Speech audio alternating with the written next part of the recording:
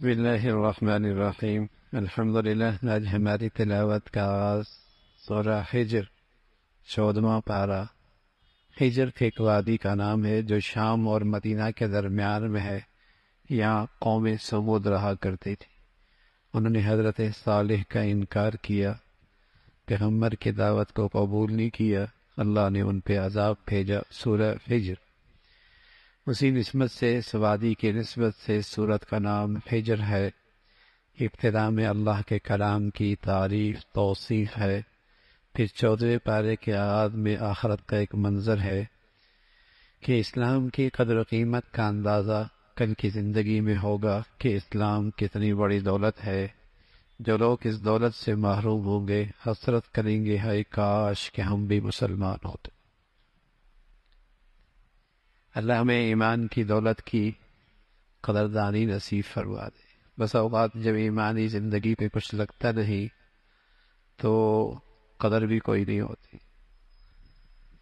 جن لوگوں کا سب کچھ اس اسلام کی خاطر لگا تھا، انہوں نے اپنا سب کچھ اس اسلام کی حفاظت میں لگا بھی دیا تھا، قدر بہت تھی۔ مسلمانوں کے پاس بس اوقات یہ دولت یوں ہی آ گئی تو مسلمانوں کی اولادیں بس اوقات مرتد ہو جاتے، ارتداد کا شکار ہو جاتی، اسلام چھوڑ بیٹھتی ہیں۔ قدر نہیں اس گھر میں یہ دولت کتنی بڑی ہے، لیکن کل کی زندگی جب حقائق سامنے آئیں گے تو کہیں گے لو کانوا مسلمین، ہائے کاش کہ ہم مسلمان۔ فرمایا آج تو یہ نہیں مان رہے، انہیں کھانے دو، پینے دو، لہو لعب میں لگنے دو، یا آپ کی شان میں گستاخی کرتے ہیں کہ آپ تو مجنون ہیں۔ اگر واقعی سچے ہیں تو فرشتے آپ کے ساتھ کیوں نازل نہیں ہوتے؟ فرمایا اللہ کے فرشتے آئیں گے حق سچ لے کر، یا تو عذاب لے کر یا آخرت کا فیصلہ لے کر۔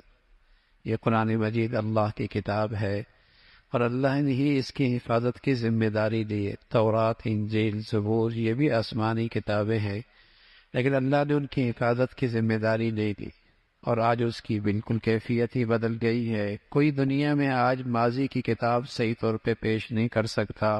قرآن کی حفاظت اللہ نے دی ہے، صدیاں گزر گئی ہیں، اس کے ایک نقطے میں بھی فرق نہیں۔ قرآن کے اوراق ختم بھی ہو جائیں تو مسلمانوں کے بچے اور مسلمانوں کی زندگیاں اس کو اپنے سینے میں محفوظ کی ہوئی ہیں۔ یہ زمین پر اللہ کے سپاہی ہے، یہ زمین پہ اللہ کے سپاہی ہیں جو اللہ نے اپنی ذمہ داری دی تھی کہ میں قرآن کی حفاظت کروں گا۔ اللہ کا یہ لشکر اللہ کا یہ کام کر رہا ہوتا ہے۔ اللہ نے اپنی ذمہ داری کے لیے ان کا انتخاب فرمایا ہوتا ہے، اس لیے اللہ حافظ ہے۔ زمین پر جو بھی قرآن اپنے سینے میں لیتا ہے دنیا اسے حافظ کہتی ہے، دنیا اسے حافظ کہتی ہے۔ تو اس قرآن کی حفاظت کی ذمہ داری اللہ نے دی ہے، اور قرآن کی حفاظت کا مطلب کیا ہوتا ہے؟ حدیث کی حفاظت، اس لیے کہ قرآن کی زندگی اس وقت تک سمجھ میں نہیں آ سکتی جب تک کہ نبی کی زندگی ساتھ ہوں۔ زندگی عربی سے تعلق نہیں ہے کہ چند تھوڑی سی عربی آ جائے تو قرآن سمجھ میں آ جائے، ایسا نہیں ہے۔ قرآن کا تعلق نبی کی زندگی سے، حدیث ہوگی تو قرآن سمجھ میں آئے گا، اور حدیث نہیں ہوگی تو قرآن کی تفسیر نہیں ہو سکتی۔ قرآن کی عملی شکل رسول اللہ صلی اللہ علیہ وسلم کی زندگی۔ نماز پڑھو، قرآن میں کہیں نہیں ہے نماز کیسے پڑھنی ہے۔ نبی نے اپنی زندگی میں بتایا کہ فجر میں 4 رکعتیں ہوتی ہیں، عصر میں 8 رکعتیں ہوتی ہیں، مغرب میں 7 ہوتی ہیں، عشاء میں 17 ہوتی ہیں۔ سارے اللہ کے نبی نے بتائی، قرآن میں تو نہیں ہے۔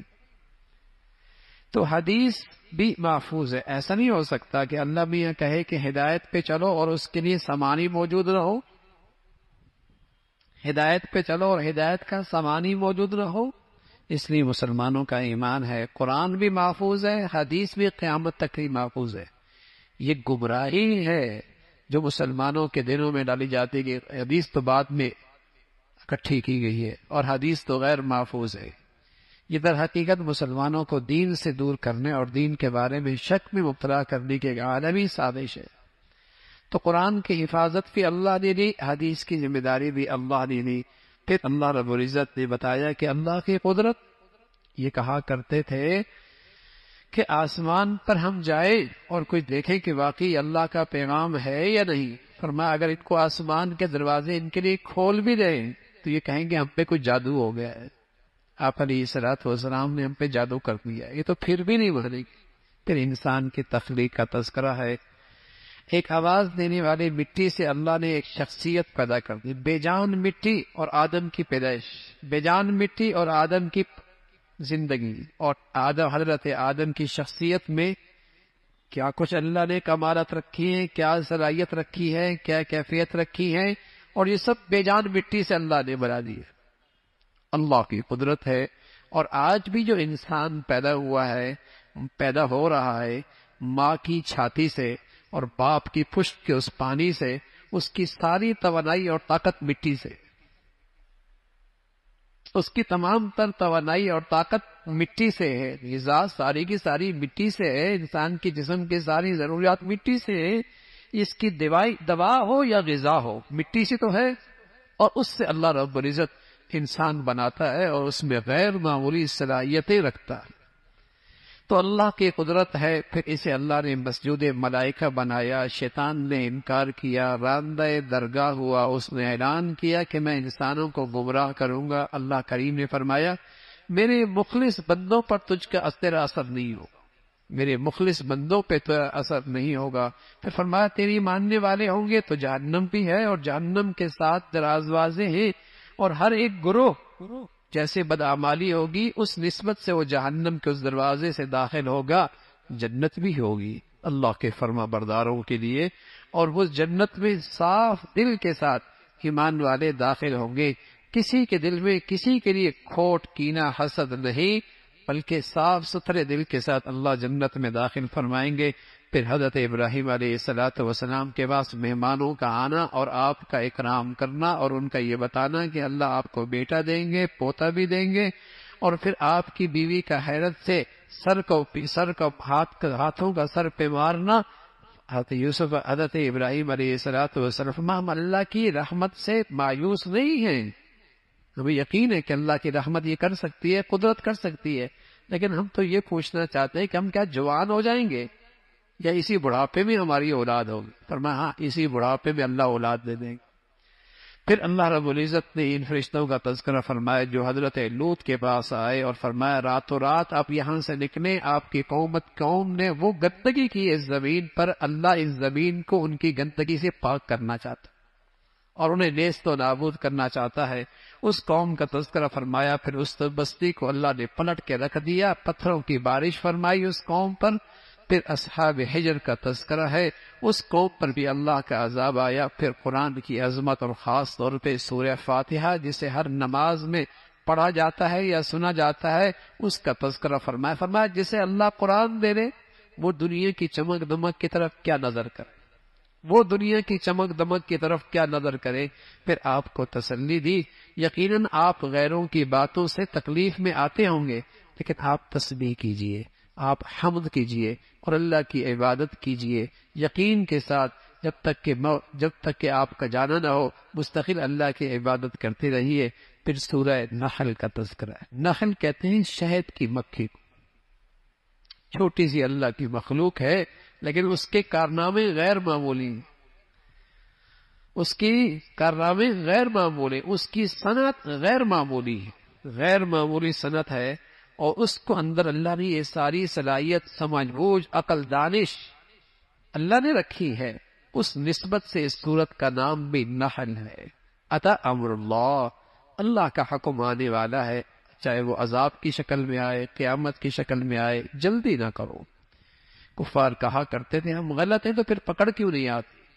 پھر اللہ کی قدرت کا تذکرہ، اللہ نے مختلف قسم کے چھپائے جانور بنائے جس میں انسان اس ہر قسم کی نعمتوں سے فائدہ اٹھاتے ہیں، سواری کے طور پہ استعمال کرتے ہیں۔ اللہ نے مختلف سواریاں انسانوں کے لیے پیدا کی ہیں اور پیدا کر رہے ہیں۔ کیسے انسان آج ایجادات کر رہا ہے اپنی سواریوں کے لیے۔ زمین و آسمان کی یہ تسخیر اللہ نے کی ہے اور اسی کی یہ قدرت ہے۔ اللہ کی کتنی نعمتیں ہیں، گن گن کے تھک جاؤ گے، اللہ کی نعمتیں گن سکتے، اللہ کی نعمتیں نہیں شمار کر سکتے۔ اس کا تذکرہ فرمایا اللہ کی بڑائی، الہ معبود اکیلا وہی ذات ہے، حاجت روا مشکل کشا اکیلی وہی ذات ہے، اس کا تذکرہ فرمایا۔ پھر اللہ کی بڑائی، اللہ کا تذکرہ ہے، اور فرمایا جو اللہ کے راستے میں نکلتے ہیں، ہجرت کرتے ہیں، اللہ کے ہاں ان کے لیے اس کا بہترین اجر ہے، اس کا تذکرہ۔ پھر اللہ کی توحید پہ مختلف دلائل ہیں، اور فرمایا کہ تم اللہ کے نام سے قسمیں نہ کھایا کرو اور جھوٹی قسمیں نہ کھایا کرو، اور قسموں کے ذریعے دوسروں کو دھوکہ نہ دیا کرو، اور فرمایا اس عورت کی طرح نہ ہو جو سود کاٹتی ہے، دھاگا بناتی ہے، اور پھر شام کو اپنا سارا دھاگا خراب کر دیتی ہے، تم اس طرح نہ ہو جاؤ، اس لیے کہ تم نیکی کرو اور پھر شام کو ضائع کر دو، نیکی کرو اور پھر زندگی کی آخری عمر میں نیکیوں کو ضائع کرو، ایسا نہ کرو۔ پھر قرآن مجید کی ایک بہت بڑی اور جامع، بلکہ ایک آیت پہلے ہے، اس کا تذکرہ ہے، اور اللہ رب العزت نے ایک دنیا کی اچھی زندگی کی قیمت بتائی۔ دنیا میں اچھی زندگی اللہ رب العزت ایمان والوں کو عطا فرما دیں گے، لیکن اس کی قیمت کیا ہوگی؟ اس کی قیمت ہوگی ایمان والی زندگی۔ فرمایا اللہ کا وعدہ ہے اس دنیا میں انہیں اچھی حیات طیبہ عطا فرمائیں گے، اور حضرات علماء نے لکھا حیات طیبہ وہ ہوتا ہے جس میں سکون بھی ہوتا ہے، اور جس میں قناعت بھی ہوتی ہے، اور جس میں محبت اور عزت بھی ہوتی ہے۔ یہ اللہ رب العزت نیکی اور ایمان کی زندگی پر اس دنیا میں عطا فرما دیں گے۔ اللہ ہمیں وہ زندگی بھی نصیب فرمائے اور اس زندگی کی برکتیں بھی عطا فرمائے۔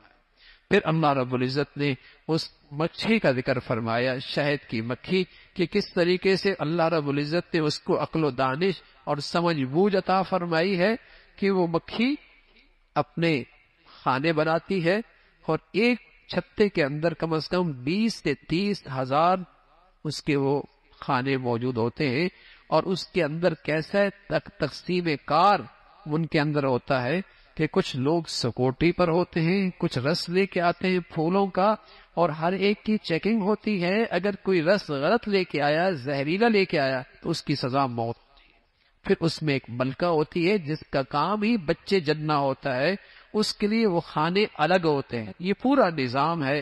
پھر دور دراز سے جب وہ سفر کر کے آتی ہے تو نہ اپنا راستہ بھولتی ہے، نہ وہ پٹکتی ہے، اپنی جگہ پر پہنچ جاتی ہے۔ جہاں ایک مکھی ایک مرتبہ رس نکال لے، دوسری وہاں نہیں جاتی، دوسری اس پھول پہ دوبارہ نہیں جاتی۔ یہ اللہ رب العزت نے فرمایا اس کی اس رس میں شفا کس نے رکھی ہے؟ اللہ رب العزت نے رکھی ہے، اس کا تذکرہ فرمایا۔ پھر قرآن مجید کی ایک جامع ترین آیت عبداللہ ابن مسعود فرمایا کرتے تھے رضی اللہ تعالیٰ عنہ، جس کے اندر اللہ نے خیر اور شر دونوں چیزیں جمع فرما دی۔ یہ قرآن کی جامع ترین آیت ہے، اور حضرت عمر ابن عبدالعزیز کے زمانے سے اس آیت کو آپ نے خطباء سے جمعے کے دن پڑھنے کی تلقین فرمائی تھی کہ ہر جمعے کا خطیب اس کی تلاوت کرتا ہے۔ ان اللہ یأمر بالعدل والاحسان وایتاء ذی القربى وینہی عن الفحشاء والمنکر۔ یہ خیر اور شر کی جامع ترین آیت، تین چیزوں کا حکم فرمایا۔ انصاف کرو، اللہ کے حق میں بھی اور مخلوق کے حق میں بھی۔ انصاف سے کام، تمہارا دوست ہے یا دشمن ہے، انصاف کا دامن نہ چھوڑو، ہر حال میں انصاف کرو۔ دوسری بات فرمائی احسان، اچھائی کرو۔ صرف انصاف نہیں، انصاف سے بھی آگے چیز احسان کرو۔ یہ احسان اللہ کے حق میں بھی ہے، مخلوق کے حق میں بھی۔ صرف اللہ کے فرائض نہیں پورے کرنے، اس سے آگے نوافل بھی پڑھنے، آگے کی عبادت بھی کرنی ہے، نفلی عبادات بھی کرنی ہے۔ یہی حال مخلوق کے ساتھ ہے، صرف حق ادا نہیں کرنا، حق سے بڑھ کر آگے بھی دینا ہے، اچھا سلوک بھی کرنا ہے، بہتر کرنا ہے۔ اور ساتھ فرمایا 30 طور پہ، خاص طور پہ اہل قرابت کے ساتھ حسن سلوک کی تلقین ہے، اور تین چیزوں سے روکا۔ وینہی عن الفحشاء، سب سے پہلے گندگی سے، بے حیائی سے روکا، اور دوسری چیز منکر جس کو شریعت نے منع کر دیا اور روک دیا اس سے، اور تیسرا فرمایا ہر قسم کی زیادتی اور ظلم اور نا انصافی سے، ان تین چیزوں سے روک دیا، اور اس کا تذکرہ فرمایا، ان تین چیزوں کی تلقین فرمائی، اور فرمایا اللہ کا نام اپنا مطلب نکالنے کے لیے اس کو غلط عزت استعمال کرو، اور پھر تلقین فرمائی کہ اللہ کی قدرت ہے، اللہ کی شان ہے کہ کس طریقے سے اللہ رب العزت نے تمہارے لیے جانوروں کی کھالوں سے تمہارے لیے گرمی سردی کا سامان بنا دیا، اور اس سے تم اون بناتے ہو اور اون سے پھر تم کپڑے بناتے ہو اور اپنی گرمی سردی کے اندر اس کی حفاظت کا کام کرتے ہو، اس کا تذکرہ فرمایا۔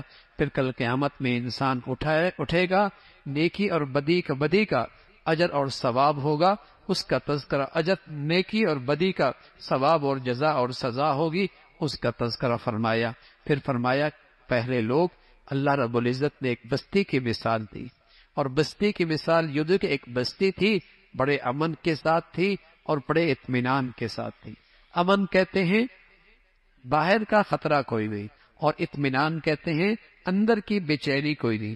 ایک بستی تھی، وہاں امن بھی تھا، اطمینان بھی تھا، اور ہر قسم کی معاشی حالات بھی اچھے تھے۔ آسمان کی رحمت کی بارش تھی، زمین کے خزانے بھی موجود تھے، مشرق اور مغرب کے تجارتی سفر بھی بڑے پرامن تھے۔ لیکن پھر کیا ہوا؟ ان بستی والوں نے فکفرت بانعم اللہ، اللہ کی نعمتوں کی ناشکری کی۔ پھر اللہ نے انہیں ایک سزا دی، اور سزا یہ دی فَأَذَاقَهَا اللَّهُ لِبَاسَ الجُوعِ وَالْخَوْفِ، ان پر معاشی تنگی آ گئی اور ان کی زندگیاں خوف سے بھر گئی، ان کی زندگیاں خوف سے بھر گئی اور ان کے دل خوف سے بھر گئے، اور ان پر ہر قسم کی معاشی تنگی مسلط ہو گئی۔ یہ سزا کس پر ملی؟ اللہ کی نعمتوں کی ناشکری کی۔ ایک بستی ہے، اب وہ بستی قیامت تک کوئی بھی زندگی ایسی ہوگی تو اس کی سزا یہ ہو۔ کوئی بھی اپنے ماحول میں ان نعمتوں کی ناشکری کرے گا، اللہ رب العزت اسے خوف میں مسلط کر دیں گے، اور رزق کی تنگی اور اندر کا فقر اس کی زندگی میں آ جائے گا۔ اس کا تذکرہ فرمایا کھاؤ پیو لیکن اللہ کا شکر بجا لاؤ، کھاؤ پیو لیکن اللہ کا شکر بجا لاؤ۔ اور شکر کی حقیقت یہ ہے کہ اللہ کی نعمتوں میں اللہ کو ناراض، اللہ کی نعمتوں میں اللہ کو ناراض نہ کرو، یہ شکر کی حقیقت ہے۔ اور پھر ساتھ ساتھ ان حرام کردہ چیزوں کا تذکرہ فرمایا جو زمانہ جاہلیت میں انہیں لوگ استعمال کیا کرتے تھے۔ خنزیر کا تذکرہ فرمایا، اور اسی طریقے سے مردار کا تذکرہ فرمایا، غیر اللہ کے نام پہ نظر کا تذکرہ فرمایا، بہنے والے خون کا تذکرہ فرمایا۔ یہ سب چیزیں گندگی ہیں اور حرام ہیں، اس کا تذکرہ فرمایا۔ پھر حضرت ابراہیم علیہ السلام کی عظمت، تعریف، توصیف کا تذکرہ ہے کہ وہ اللہ کا مخلص بندہ تھا اور وہ توحید پرست تھا، یکسو ہو کر اللہ کی بندگی کرنے والے تھے۔ تم بھی اسی کی ملت کی پیروی کرو اور اللہ کی نعمتوں کا شکر بجا لاؤ، اللہ کی نعمتوں کا شکر بجا لاؤ۔ اور پھر تلقین فرمائی جب بھی کسی کو اللہ کا پیغام دینا ہو اور اللہ کی طرف بلانا ہو تو حکمت کے ساتھ، نرمی کے ساتھ، خیر خواہی کے ساتھ، اور کوئی ایسا انداز نہ ہو جس سے بات بحث مباحثے تک پہنچ جائے، جھگڑے تک پہنچ جائے۔ اس سے اپنے آپ کو محتاط رکھو، اچھے انداز سے دوسروں کو بلاؤ۔ اگر تمہاری نیت ٹھیک ہوگی، بات بھی ٹھیک ہوگی، جذبہ بھی ٹھیک ہوگا، اس کا اثر بھی ہوگا۔ بات بھی ٹھیک ہوگی، جذبہ بھی ٹھیک ہوگا، اور طریقہ کار بھی ٹھیک ہوگا، اس کا اثر ہوگا۔ اللہ کے نبی کو یہ بات فرمائی، امت کو پیغام دیا کہ اس حکمت کے ساتھ دوسروں کو اللہ کی بات کرو۔ پھر آپ علیہ السلام کو فرمایا صبر کیجئے، اگرچہ زیادتی کا انتقام لینا جائز ہے لیکن صبر کر لینا زیادہ بہتر ہے۔ ہاں، تقوی اختیار کرو گے، نیکی کی زندگی اختیار کرو گے، اللہ کی مدد اور نصرت تمہارے ساتھ ہو۔ اگر تقوی اختیار کرو گے، نیکی کی زندگی اختیار کرو گے، اللہ کا ساتھ تمہارے ساتھ ہوگا اور اس کی مدد اور نصرت تمہاری زندگی کا سہارا بنے گی۔ اللہ رب العزت عمل کی توفیق نصیب فرمائے۔